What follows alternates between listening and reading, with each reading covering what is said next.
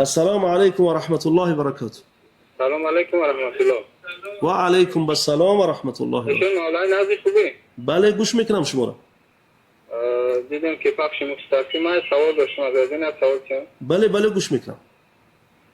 وقتی که بالای پیامبر علیه السلام فشار آمد با مدینه هجرت کردن چه احساسات داشت نسبت مکه مکرمه؟ سلامت باشید برادر عزیز. شاید شما افیر سخنهای آخر را گوش نکردین. ما در همین سوال در پاسخ هستیم با شما. سلامت باشید. سلامت باشید.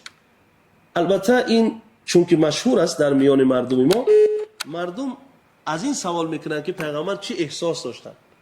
پیغمبر احساسی که داشتن آهسته آهسته میرفتن. قومشون رو بیرون کرده بود و امر الهی بود که از وطنش بیرون شوند. اشک میریختن و اونجا رو با صدای بلند میگفتن که تو بهترین وطن، دوست داشتنی وطن به سوی من هستی، تو زادگاه من هستی و بزرگان من در اینجا خاک شدگی‌اند و من به طرف تو برمیگردم. اونجا بود که آیت نازل شد برای تسلیت پیغمبر و وعده الهی بر معلم دین صلی الله علیه و سلم که ما آن ذاتی که بر تو قرآن را نازل میکند، یعنی تو را امر بر هجرت کرد، تو را به وطنت برمیگرداند. این بودن احساسات پیامبر صلی الله علیه و سلم. بله سلام علیکم. سلام علیکم و رحمت الله و برکاته.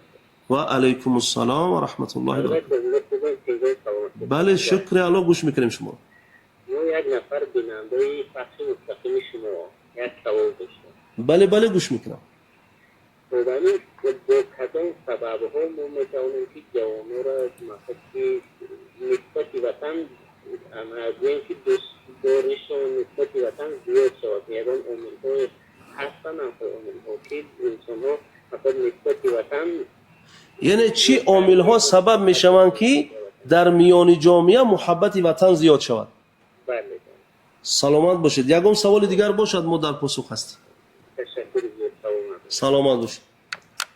این برادر عزیز که میگه من پخش مستقیم مرکز اسلامی رو همیشه دنبال میکنم، سوال دادن که میگه آیا چی عامل ها و سبب ها باعث میشوند که در میان جامعه محبت مردم به سوی وطن زیاد شود؟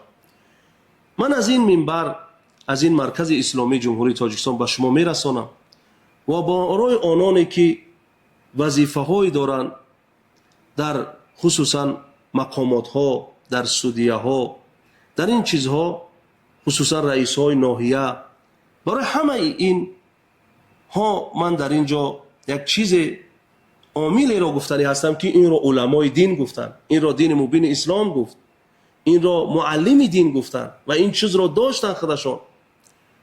و بس سوال مهم هست این سوال این برادر با موضوع ما که عامل و سبب‌های اصلی که در داخل قلب قشر جامعه، چی مرد و جوان، چی پیر و یعنی زنها، ما میتوانیم محبت را در دل اونها جای کنیم.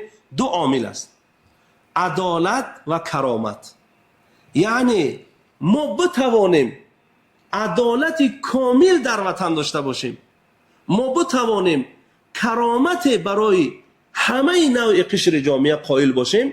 این دو عامل میتواند که سبب دوست داشتن و محبت وطن را در قلب جامعه جا کند. بنابراین وقتی پیامبر صلی الله علیه و سلم مدینه آمدن، وقتی عدالت برای مردم تأمین کردن، برای همه کرامت قائل بودن، عزت قائل بودن. حتی گفتن که لو سرقت فاطمه بنت محمد لقطعت یدها.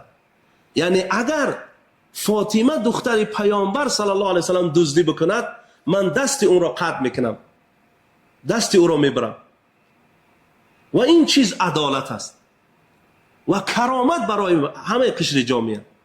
مردم در خاک خود، در وطن خود که خوشبختانه این چیز در وطن ما دیده می شود و هیچ جا به کمبودی نیست، کوشش میکنیم که این پره کرده شود.